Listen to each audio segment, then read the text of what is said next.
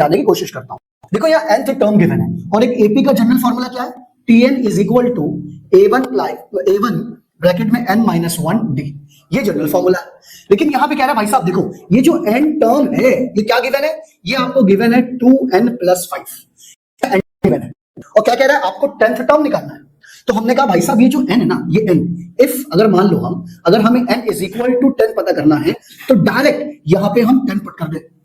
अभी तो हमें यहां पे सिर्फ 10 पता करना था, 10 टर्म, तो डायरेक्ट हम क्या करें कि T10 या आप इसको ऐसे भी ले सकते हो A10 मतलब 10th टर्म।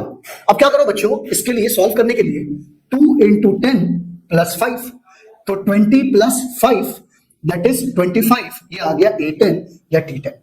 लेकिन बच्चों इसी का जो अगला टाइप क्वेश्चन है जिसे हम फिफ्थ टाइप कहते हैं, कह रहे थे फिफ्थ टाइप, ये कह रहा है भाई साहब जो ये P टर्म है ऑफ एन एपी, ये गिवन है, P टर्म ये गिवन है, आपको एपी बनाना है। हम बच्चों इसमें भी एपी बना सकते थे अगर हम इसी में ऐड कर लें, बस इसमें 10th टर्म गिवन है, इसमें क्वेश्चन यही है, बस कह रहा है एपी बनाओ।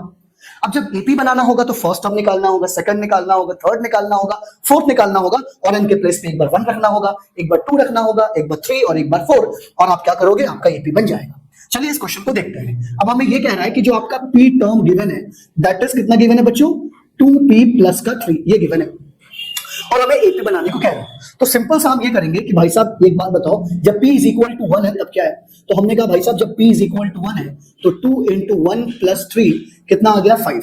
फिर मैंने कहा नहीं भाई साहब एक काम करो, P इज इक्वल टू 2 बताओ, तो A2 कितना हो जाएगा, 2 into 2 प्लस 3 कितना हो गया बच्चों, 7 हो गया। 2 2 4 प्लस 3 7। मैंने कहा एक काम और करो बच्चों, जब 3 टर्म निकाल लो तो P3 तो 2 into 3 प्लस 3 6 प्लस 3 कितना हो गया, 9 हो गया।